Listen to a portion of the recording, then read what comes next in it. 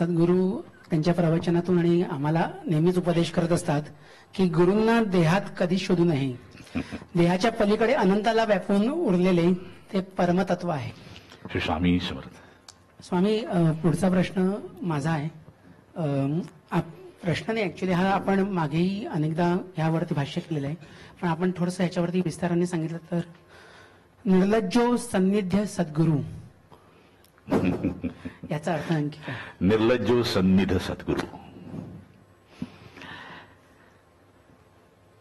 परब्रह्म श्री स्वामी समर्थ देवांचं चरित्र जर आपण वाचलं किंवा बखर वाचली, बखर प्रामुख्याने,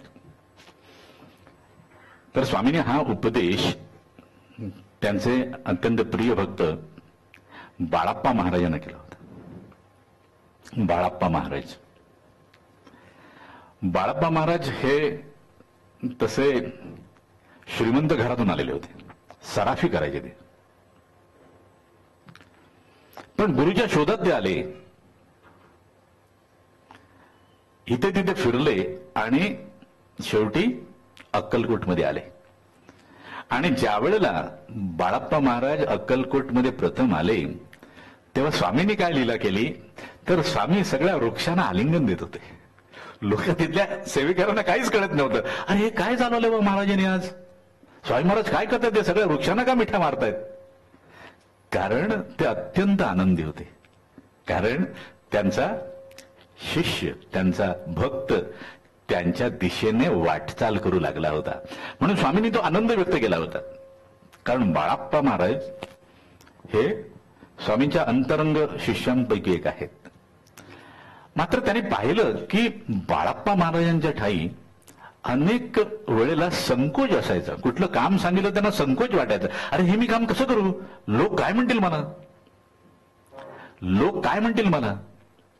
एकदा स्वामींनी त्यांना पाणी आणायला सांगितलं.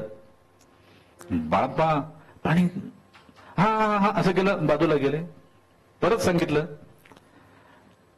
पाणी घेऊन आल्यानंतर बाळाप्पा महाराजांना स्वामी म्हणाले, अरे बाळाप्पा, निर्लज्जो सन्निध सद्गुरू, जोपर्यंत तू निर्लज्ज होत नाहीस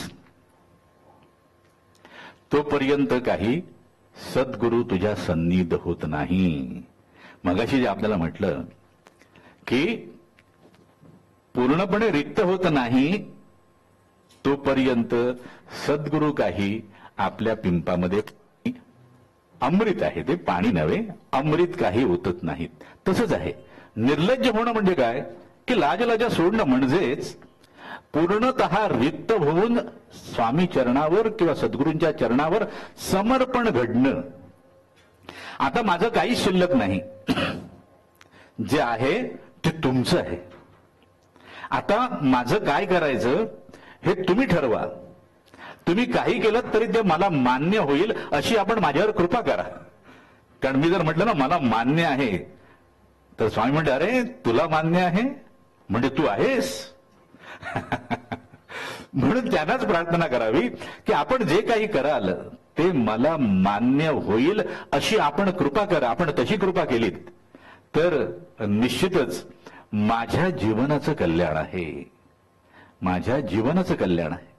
आणि म्हणून सद्गुरूंच्या सान्निध्यात वावरताना, आध्यात्मिक मार्गावरून क्रमण करताना आपण निर्लज्ज व्हावं. निर्लज्ज व्हावं म्हणजे आपल्याकडे जे जे काही विकार आहेत ते विकार टाकून द्यावे एक गोष्ट, आणि लोक काय म्हणतील, लोक काय म्हणतील याचा यत्किंचितही विचार आपल्या ठाई येऊच द्यायचा नाही.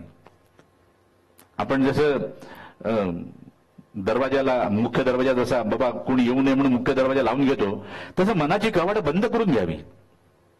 मनाची कवाड बंद करून घ्यावी की मला लाज लज्जा वाटण्याचं काही कारण नाही. आणि हे कधी घडतं, ज्या वेळेला सद्गुरूंच्या कृपेने आपल्याकडून समर्पण घडतं. समर्पणाशिवाय निर्लज्जपणा काही येत नाही. कारण जो समर्पित असतो तो केवळ सद्गुरू चरणांकडेच पाहत असतो. आजूबाजूला काय चाललंय हा तो कधी पाहत नाही आणि त्याबद्दल त्याला कधी काही कळतही नाही. कारण तो पूर्णतः सद्गुरु चरणावर एक चित्त झालेला असतो. त्याचं जणू काही सद्गुरूंची तादात्म्य झालेलं असतं. श्री स्वामी समर्थ.